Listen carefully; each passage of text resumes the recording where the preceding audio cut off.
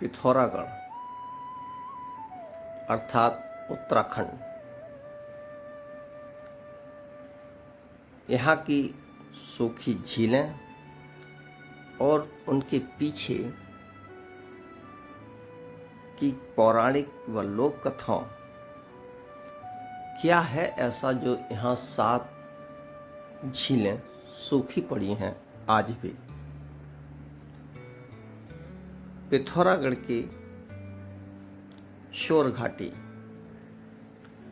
के इतिहास में 7 झीलों का विशेष उल्लेख मिलता है, जिन्हें आज भी सूखी ढांग या सूखे तालाबों के रूप में देखा जाता है। लोक मान्यताओं के अनुसार इसके पीछे गुरु गोरखनाथ या बाबा अनगनाथ के शाप और स्थानीय चंद राजवंश या कत्यूरी काल के समय की एक मार्मिक सत्य घटना जुड़ी हुई है।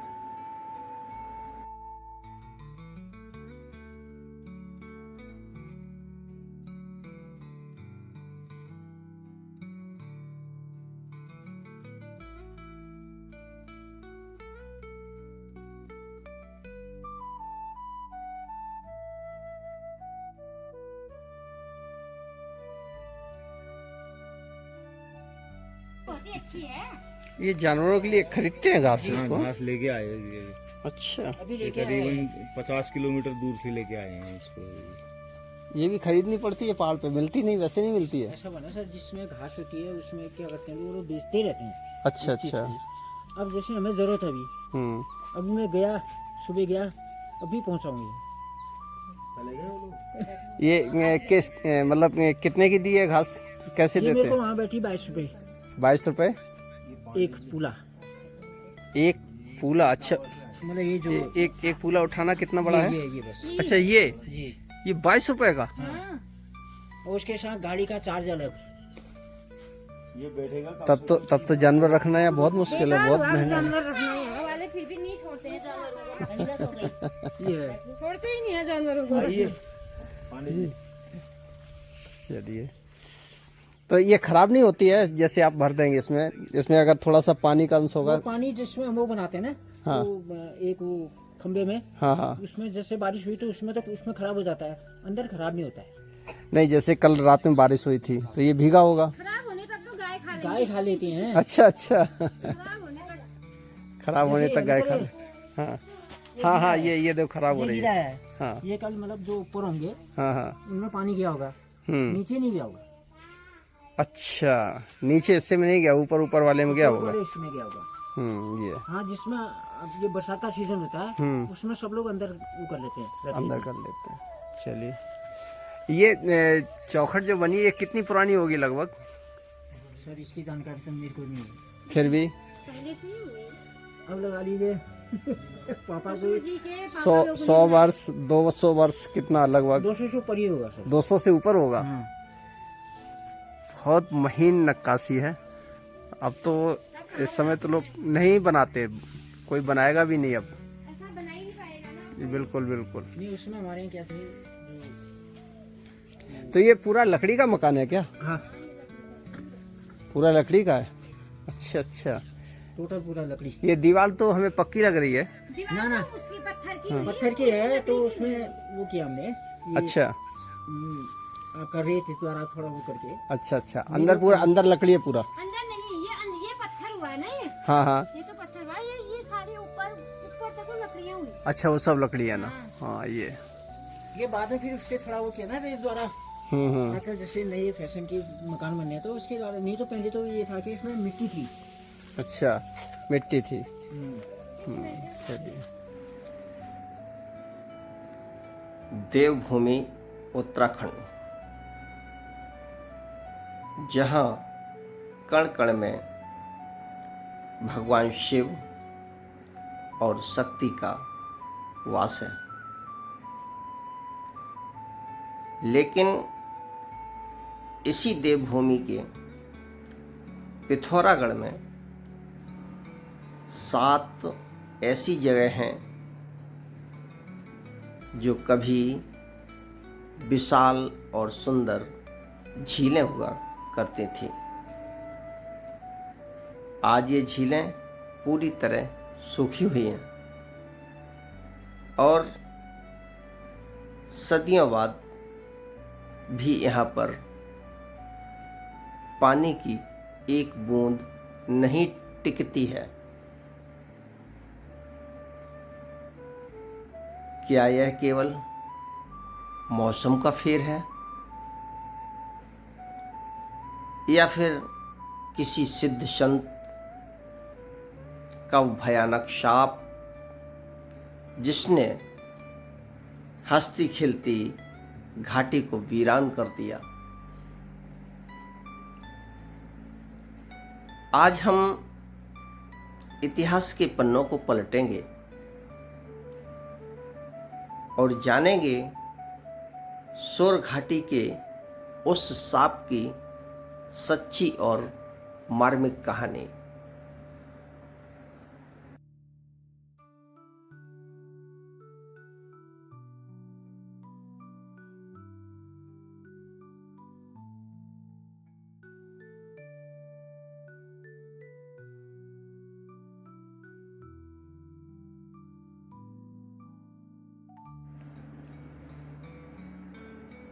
इसका प्राचीन नाम सोर घाटी था। सोर शब्द का अर्थ ही होता है सरोवर या झील। प्राचीन काल में यहाँ कत्यूरी राजाओं और बाद में चंद राजवंश का शासन था। कत्यूरी शासन के दौरान यह घाटी पानी से लबालब भरी 7 झीलों जैसे रायकेश्वर झील, मैली झील इत्यादि से घिरी रहती थी। यह क्षेत्र इतना सुंदर था कि इसे छोटा कश्मीर भी कहा जाने लगा था।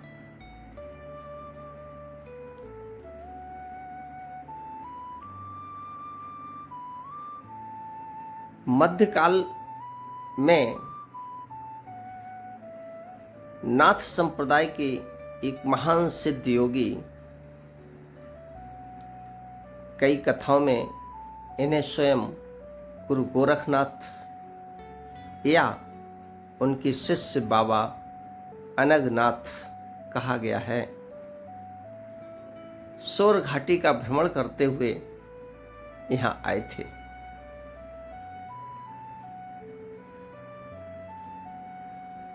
वे अत्यंत प्यासे थे। उन्होंने यहाँ के स्थानीय राजा अथवा समृद्ध जमींदारों से पीने के लिए थोड़ा सा पानी मांगा, लेकिन अहंकार में डूबे राजा या स्थानीय लोगों ने एक सन्यासी की वेशभूषा देख करके उनका उपहास उड़ाया और उन्हें पानी देने से मना कर दिया। अपमान से क्रोधित होकर उस सिद्ध योगी ने अपनी कुटिया उठाई और घाटी को साफ दे दिया कि जिस पानी के अहंकार में तुम राहगीरों को प्यासा रख रहे हो, वह पानी इस घाटी में कभी नहीं टिकेगा। ये 7 सरोवर आज से सूखे रहेंगे। कहा जाता है कि योगी ने अपने चिमटे या त्रिशूल से प्रहार किया, जिससे झीलों का पानी रिसकर पहाड़ों के नीचे पाताल की ओर चला गया और घाटी सूखी हो गई।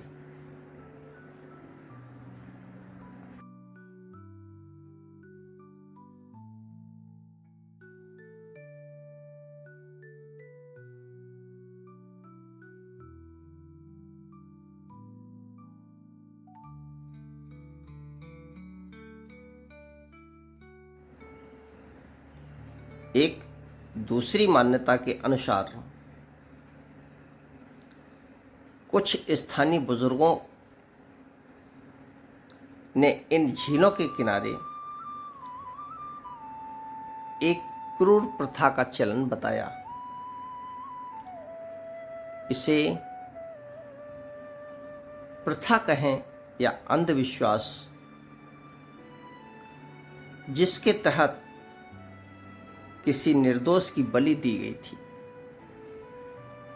जिससे रुष्ट होकर क्षेत्र की ग्राम देवी या भूमिपाल देवता ने जल स्रोतों को हमेशा के लिए सूखा देने का शाप दिया था।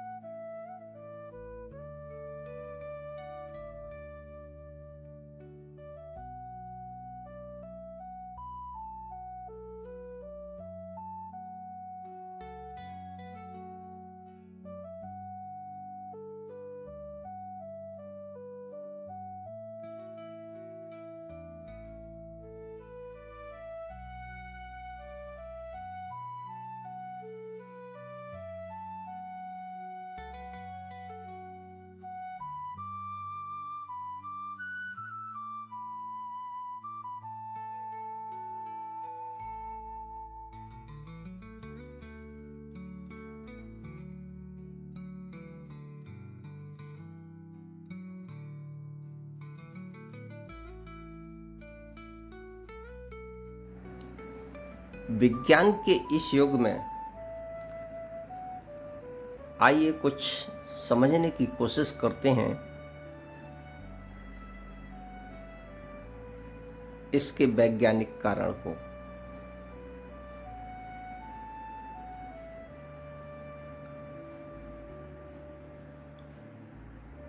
बताते हैं,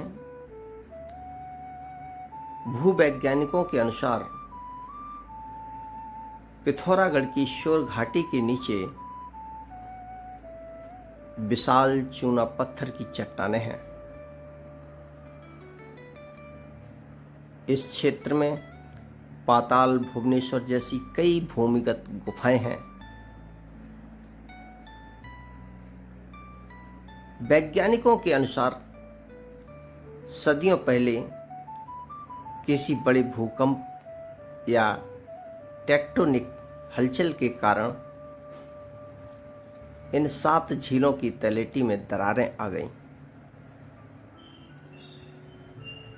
चूना पत्थर पानी में घुलकर बह गया और झीलों का सारा पानी जमीन के अंदर बनी विशाल गुफाओं और भूमिगत रास्तों में समा गया। इसी वजह से आज भी यहाँ पानी ठहर नहीं पाता। इतिहास में इसी प्राकृतिक घटना को शाप के रूप में दर्ज कर लिया गया।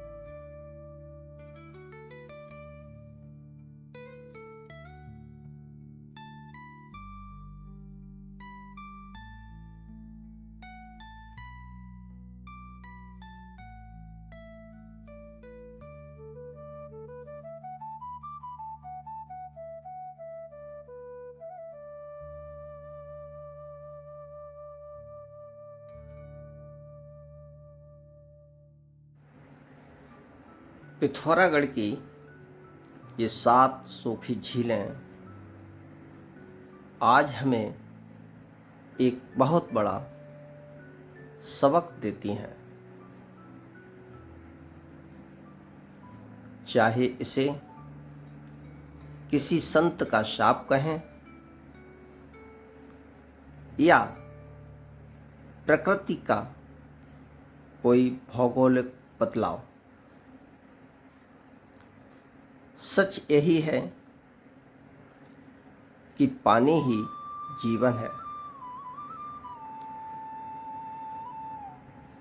पूर्वजों की गलतियां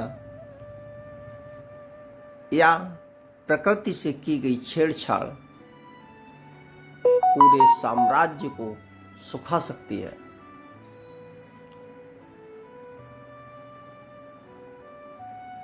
शोर घाटी का यह इतिहास आज भी यहाँ की हवाओं में गूंजता है।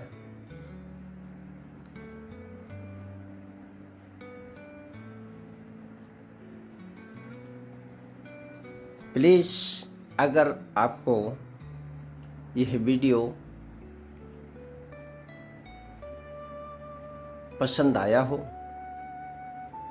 तो कमेंट बॉक्स में बताइए कि अगली यात्रा आप कहाँ की करना चाहेंगे। आपके कमेंट की प्रतीक्षा में मुसाफिर कुदरत का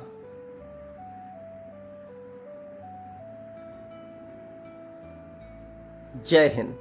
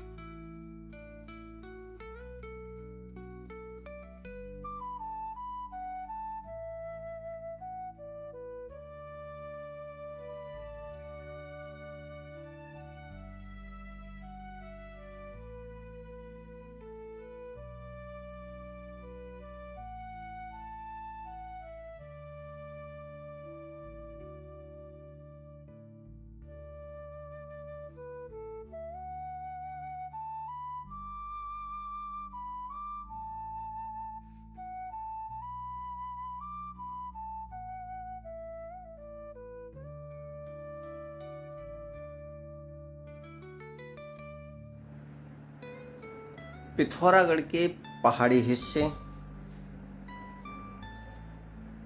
विशेषकर थल केदार, चंडाक और ध्वज पहाड़ियों के आसपास फैले देवदार के ऊंचे ऊंचे पेड़ इस घाटी को एक जादुई और रहस्यमयी लुक देते हैं। देवभूमि में देवदार को केवल एक पेड़ नहीं बल्कि देवताओं का वृक्ष माना जाता है। स्थानीय लोक कथाओं के अनुसार इन घने और शांत जंगलों में आज भी सिद्ध संतों, यक्षों और लोक देवताओं जैसे भूमिया देवता का वास माना जाता है। शोर घाटी की सूखी झीलों के आसपास ये पुराने पेड़ मानो सदियों से उस प्राचीन शाप के मुख गवाह हों। पिथौरागढ़ से लगभग 6 या 7 किलोमीटर की दूरी पर मोस्टामानू जी चंडाक की खूबसूरत पहाड़ियों में स्थित मोस्टामानू मंदिर यहाँ की लोक संस्कृति है।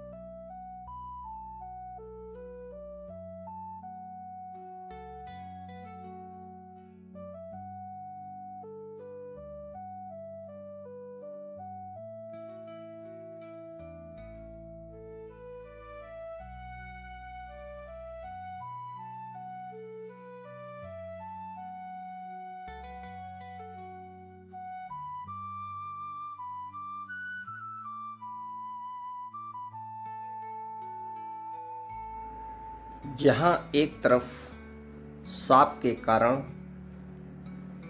घाटी की 7 झीलें सूख गईं और पानी पाताल में चला गया,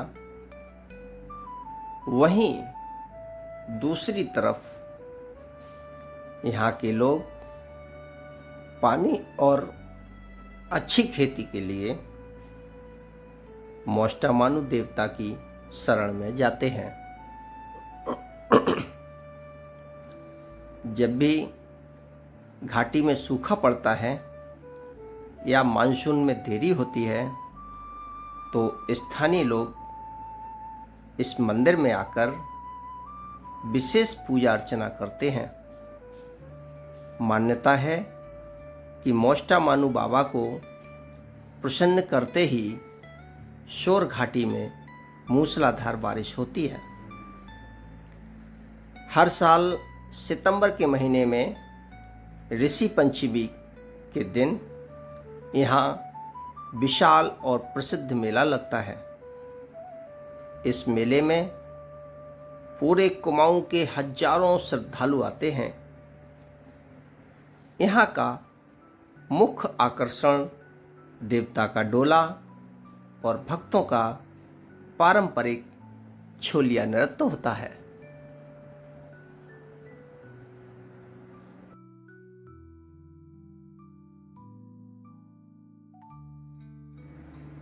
आज हमारे साथ हैं यहाँ के स्थानीय निवासी श्री जीवन चंद्र जोशी जी, जो यहाँ एक इंटर कॉलेज में प्रधानाचार्य भी हैं। आइए उनके माध्यम से इस शोर घाटी को जानते हैं।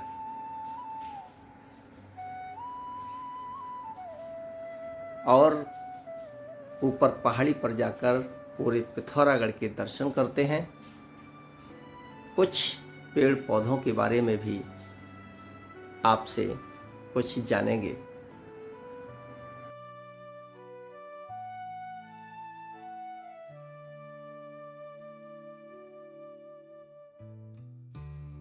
GST बना दिया उसकी भी। संरक्षण तो बाद में हुआ नहीं चीज़ों का। ऊपर दिखाइए वो बादल, मकान देखिए कितने छोटे छोटे दिख रहे हैं।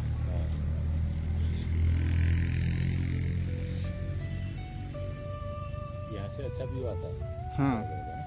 पूरा पिथौरागढ़ दिखाई देता है यहाँ से। तो जो उल्का देवी था ना, उल्का देवी मंदिर एक हाँ। सामने थी। अच्छा, सामने। आप कल शाम को पूछ रहे थे, वो ऊपर एक गांव है, वो हाँ। नैनी सैनी और पाग है। हाँ। और क्या गांव है यहाँ, बहुत सारे गांव हैं।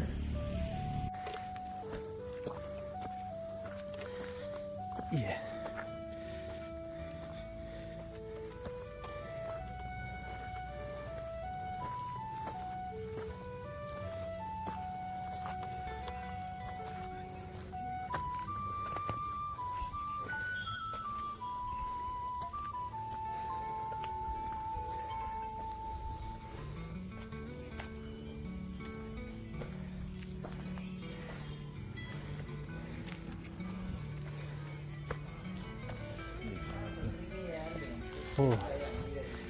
यहाँ से बिल्कुल क्लियर व्यू आ रहा है। बहुत क्लियर व्यू था।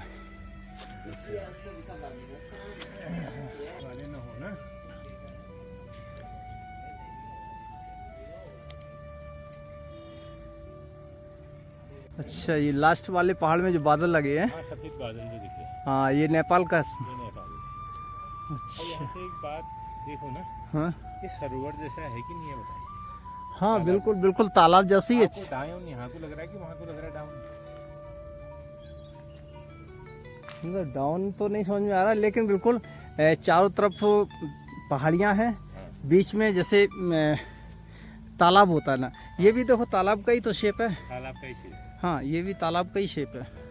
इसलिए सरोवर या सूर्य को कहते हैं। अच्छा, शोर वैली इसीलिए बोला जाता है पिथौरागढ़ को। अच्छा, ये धर्मशाला है। धर्मशाला। ये बताते हैं कि जब रैमजी यहाँ का कमिश्नर था ना, हाँ। अल्मोड़ा बैठता था वो, उस जमाने में एक जसूदी शौक्यानी थी धारचूला में, तो उसने बना रखे हैं धारचूला से झूलाघाट से अल्मोड़ा पैदल मार्ग हुआ है। अच्छा।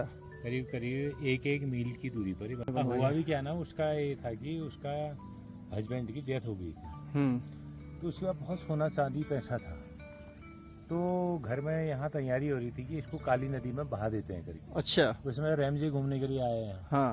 तो रैमजी ने कहा भाई ये क्या प्रोग्राम चल रहा है, तो लोगों ने बताया कि आप जसूदी शौक्यानी जो है अपना जो है जो उसके बाद दौलत है उसको काली नदी में प्रोवाइड करने वाली है, दौलत को, पैसे को, सोने की सिक्के होने वाले हैं दोनों, इनका व्यापार चलने वाला हो तिब्बत से। हाँ। तो उसने कहा ऐसा क्यों, उसने कहा कि ऐसा है धर्म का काम कर रही है क्योंकि उसकी हस्बैंड की डेथ हो गई है, बच्चे है नहीं, तो उसके बाद अथाह दौलत है। तो फिर वो गया घर में, तो उसने कहा भाई तू ऐसा कर रही तो पानी में बहा के क्या फायदा होगा, तो क्या करूँ, कहा उसने कहा कुछ धर्म के काम कर दे। मैंने कहा क्या करें, अभी ऊपर वहाँ चलना है, ऊपर एक फैक्ट्री है बता रहे हैं, फैक्ट्री किसी समय हुआ करती थी। और ये देखिए ये अब हम बादलों के ऊपर जाने वाले हैं, बादल नीचे रह जाएंगे। पिथौरागढ़ कुछ ऐसा दिखता है यहाँ से, ये देखो जो टावर गर्दन ऊपर करके देखना पड़ रहा था, अब वो गर्दन कर रहा है ऊपर को। हाँ अब वो ऊपर को गर्दन कर रहा है।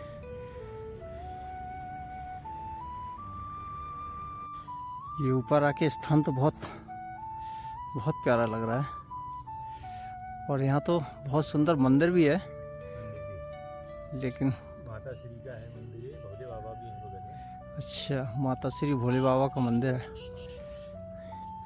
बिल्कुल टॉप पर। अच्छा ये वो फैक्ट्री है ना? ये फैक्ट्री हाँ, ये राजस्थान के जो झुंझुनवाला थे। जेके झुंझुनवाला थे वो। अच्छा, जेके झुंझुनवाला, उन्होंने ये फैक्ट्री लगाई थी। मैग्नेसाइट की, और उनकी जो खान की ना पत्थर की हाँ, ऊपर थी, देखिए अब तो ये बिल्कुल बंद पड़ी है ना? हाँ, पत्थर निकलता था ऊपर, अच्छा, वो देखिए उस टॉप वहाँ ऊपर। खुदा हुआ लग रहा है ना, हाँ हाँ, सारा एक खुदा हुआ पत्थर निकलता था, फिर वहाँ से रोड बनी थी, ट्रक में आता था यहाँ माल, फिर यहाँ इसकी पिसाई होकर के फिर बाहर भेजते थे, ब्लॉक बना। अच्छा, मैग्नेसाइट यहाँ से तो पूरा पिथौरागढ़ दिखता है। यहाँ से पूरा बिल्कुल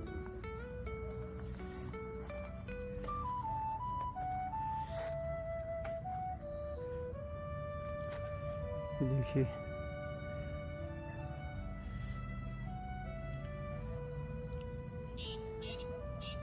आने जैसा नहीं हुआ,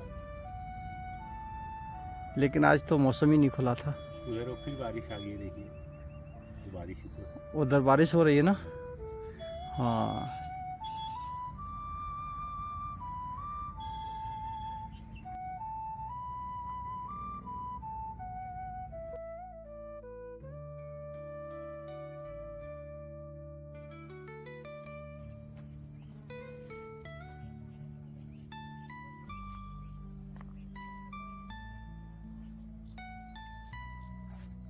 कोई आता नहीं है तो तब ये क्या खाती है?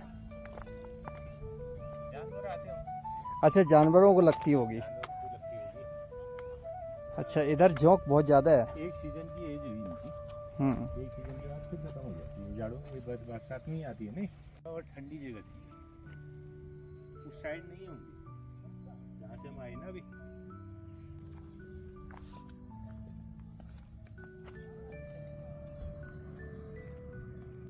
कई औरतें यहाँ से गिर के मरी थी। मतलब ये पहाड़ से घास काटती थी? हाँ, ऊपर ऊपर ये वो है ना, देखिए। खतरनाक है वो जगह। हाँ, ये तो बहुत खतरनाक है। हर साल एक लेडी तो मरेगी मरेगी, ओहो। लेकिन फिर भी जाते थे, तो पता नहीं क्या था ना, क्या करें, वो जानवर रखने हैं तो उनको मनुष्य का लालच भी है ना। बिल्कुल जब बिल्कुल। उसको मालूम है भाई ऐसा हो रहा है, नहीं जाना चाहिए ना, इसी को तो कहते हैं कि आदमी जो है लालच आज भी है, कल भी था, कल भी वो था। रहेगा हमेशा। बिल्कुल। कल ये भाषा ये क्या है? दारू हल्दी। दारू हल्दी, किरमोड़ा कहते हैं, किरमुड़ा यहाँ की भाषा में ना। अच्छा, किरमोड़ा। हाँ, इसमें तीन ट्रायंगुलर कांटे होते हैं। अच्छा अच्छा, ये तो दो ही निकले हैं।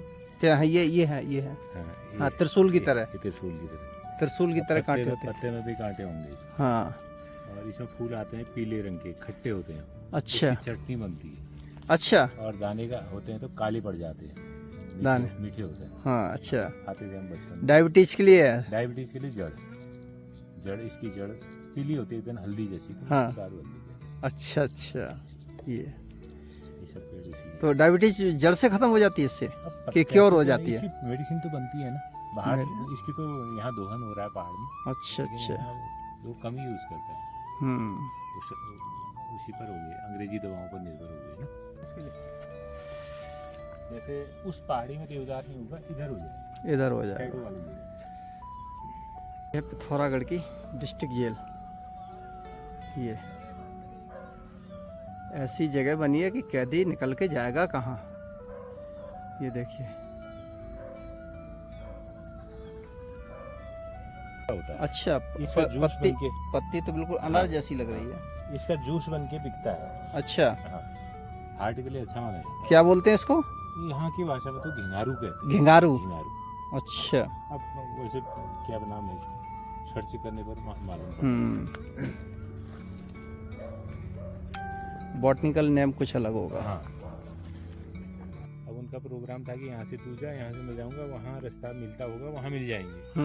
एक ने भूलन बेल कहीं छू ली होगी, वो भूल गया, वो पेड़ में चढ़ गया। ओह,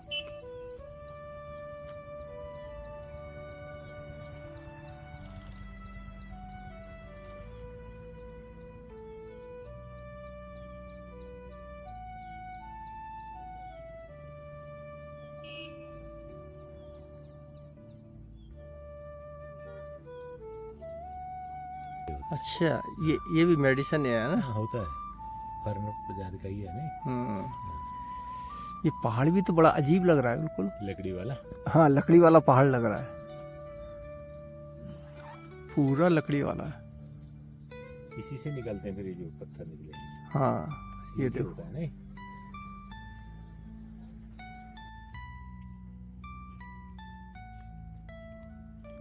एक वो देखा होगा आपने, कहीं पब्लिक प्लेस पर ना पवित्र माना जाता है। अच्छा, ये पद्म वृक्ष है। पद्म वृक्ष है। ये किसी भी काम में, जिंदा में भी मरने में भी, दोनों में काम आता है। जैसे अच्छा। कलश स्थापन करते हैं तो कलश में भी इसके पत्ते काम आते हैं। इसकी लकड़ियाँ जो है, जैसे कोई डेथ हो जाती है उसमें जो है, जैसे जो मतलब एक तरीके से कहा जाए जैसे चंदन। हाँ, इसका चंदन बना के घिस के चंदन भी लगाते हैं। अच्छा। हाँ, अरे, पद्म वृक्ष है वो।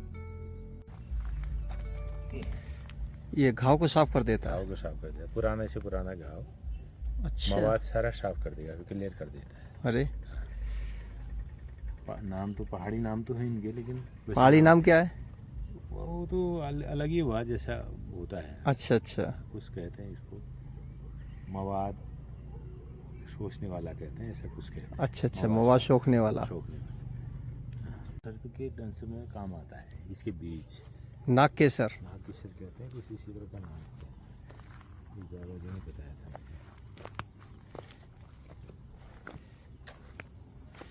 देखिए टावर कितने छोटे छोटे नजर आ रहे हैं।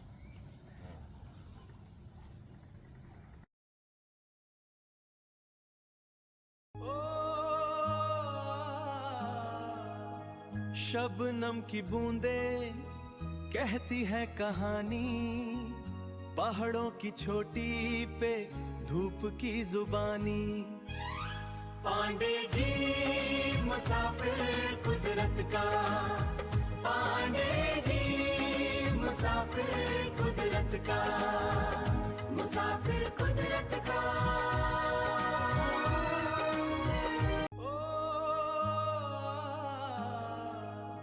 शबनम की बूंदें कहती है कहानी, पहाड़ों की छोटी पे धूप की जुबानी। पांडे जी मुसाफिर कुदरत का, पांडे जी मुसाफिर कुदरत का, मुसाफिर कुदरत का।